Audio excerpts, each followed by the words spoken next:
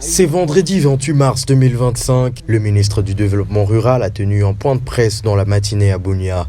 Membre de la délégation de Kinshasa venu pour une rencontre d'harmonisation entre le FARDC et l'armée ougandaise UPDF, Mwindo Nzangi se félicitait de la collaboration entre les deux forces armées, laquelle collaboration a selon lui porté de bons fruits jusqu'ici. Comme vous le savez, le gouvernement avait conclu des accords avec l'Ouganda pour l'opérationnalisation de ce que vous avez appelé l'opération Suja, pour neutraliser les EDF au Nord Kivu et à Ituri.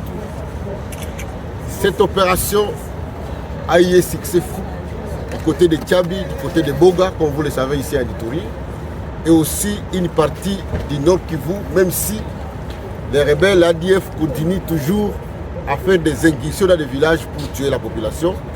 Mais on peut quand même noter qu'à certains endroits, notamment au Nord Kivu et du côté de la province de l'Ituri, nous avons les secteurs comme Tchabi et Boga où la sécurité est revenue. De cette rencontre bilatérale, il ressort que les opérations de mutualisation seront intensifiées dans tous les territoires déstabilisés par les groupes armés et que ces derniers n'auront qu'une dernière chance pour se rendre. C'est le dernier appel que vous avez pour pouvoir rejoindre le processus PDD-RSS.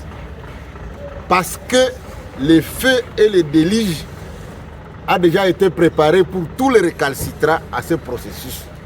Parce que trop c'est trop, on ne peut pas vivre pendant plus de 5 ans dans cet amalgame où les gens sont tués tout le temps, où les gens font des incursions dans des cas de déplacés, où des Congolais tuent les Congolais. Je crois que ça doit s'arrêter.